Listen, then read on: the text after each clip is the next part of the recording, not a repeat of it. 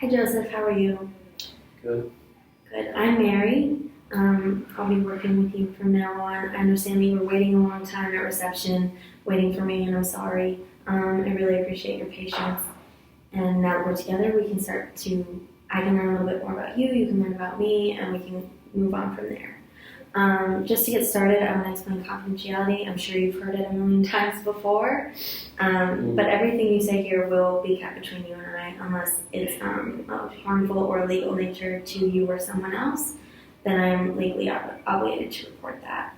But otherwise, everything will be kept confidential. I'm here to help you, and just let me know how best I can do that.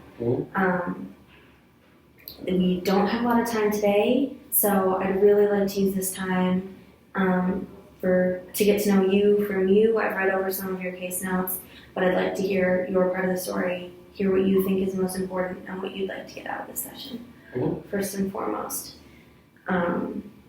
So a little bit about me. My role in this agency is to provide emotional support for you, and then also refer you to the correct sources and services if we're unable to do that. So, does that sound okay? Do you have any questions? Anything you want to know about me? How long have you been working here? Because I've seen plenty of people here before. None of them I really have been. I'm new. I will be honest, I'm just new. I've been working here a couple months. So if you feel uncomfortable with that at any point, just let me know and we'll find someone else who's more suited to help you out. Okay. Alright. Well, we'll see how things go. You can only try another thing every so often. Exactly. Well, I appreciate your openness to me and to helping me help you. Okay. Well, I'd like to know basically what brought you in. I know that you've had some housing difficulties recently. You just were asked to leave by your cousin. I can only imagine that that'd be really difficult, and I know that you've been sleeping on the Strand for a couple nights. I don't know if housing is what you see as your most pressing need right now. If it is, we can refer you to a housing service and try to get you some emergency accommodation. So, but what do you feel is your most pressing need right now? Housing's definitely one of them. It's been an issue for a while.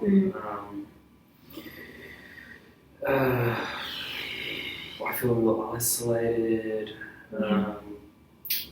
Things have been pretty tough. Family,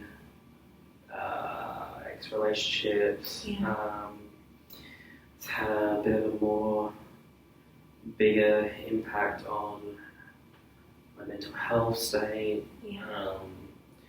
But I know that, but sometimes I don't want to admit that. That's why I don't take my meds, because that's for loopy people, and I'm not loopy. I just have different ways of dealing with it.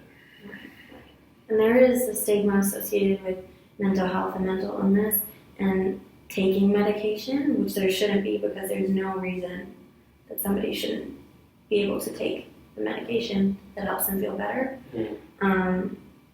And I'm hearing that you feel you don't need to take your medication, and that is okay.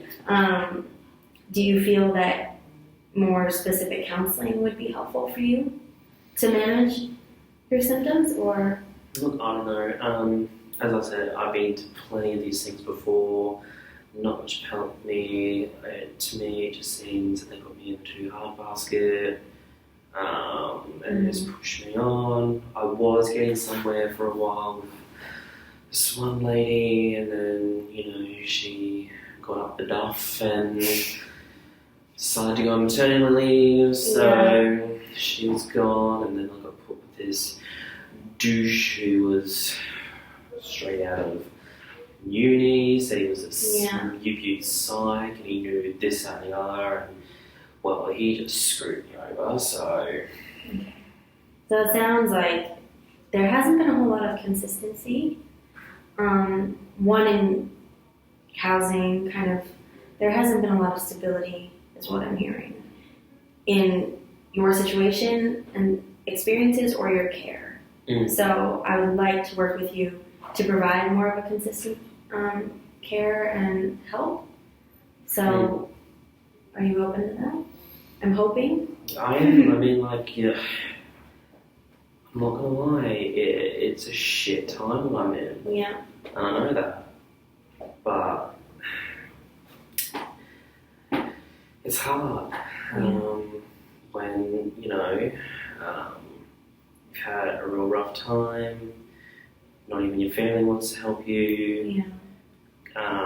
I've had bad experiences with, like, I can't put you in there, but, you know, I've had bad experiences with other counsellors and GPs and, you know, being turned away from accommodation because you haven't got some sort of income, and it's hard to when you lose all the papers, and then, you know, your partner decides to assault you and all that shit, and so yeah.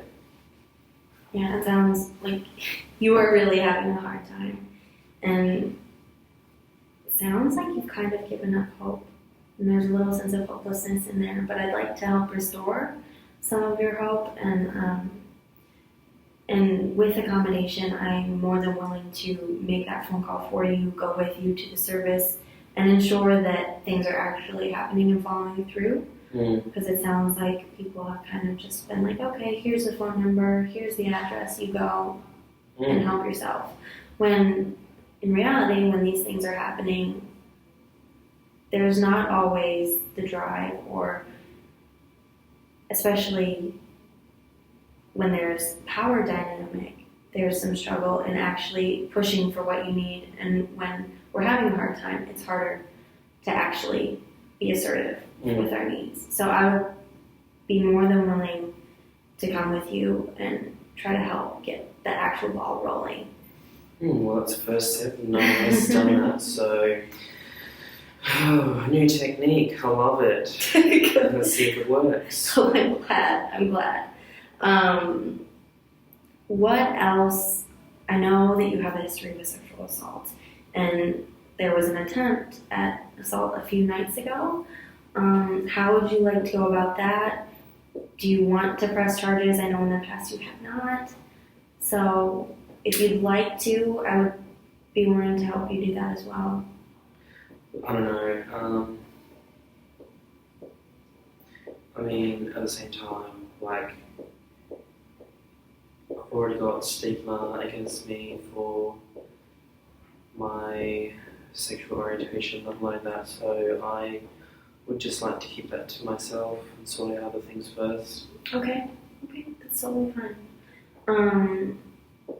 I know there's also, because you have been hospitalized in the ward before, there's a little bit, you don't really want to go back in there, do you? Okay. So what I'm thinking is that we should create a consistent time for you to come in each week so that we can start to get a little bit of stability in the care so that we can actually start to move forward. So outside of housing, what do you think is the next step? Housing would be great, but look, I know I need to get my mental health back to some sort of decent shape. I mean, this only started to happen like a few years ago. Before that, I thought I was doing fine, but I was doing fine, and then just shit went down the drain, and all this stuff happened, and I didn't think that this was going to be where I was right now. So I probably should do something about that. But I don't know. It's just the whole thing. Like, I don't know who to see, who to speak to, what. Okay. Well, my role is to provide emotional support, and I'd love for you to come in each week, I think, and we can kind of talk through what's going on, what's happening, how you're feeling each week, because that's the most important thing, is what you're feeling and how you're experiencing. So I want to be that person for you if you're okay with that. Mm. I'm sorry, we've just run out of time, really. There's a lot to get through in 10 minutes and sort of manage things. But I'd love to see you in next week again, and we can kind of plan out some housing, accommodation, and stuff like that, and we can go sort that out. So thank you so much. I'll see you next week. Yeah, no worries, thank you.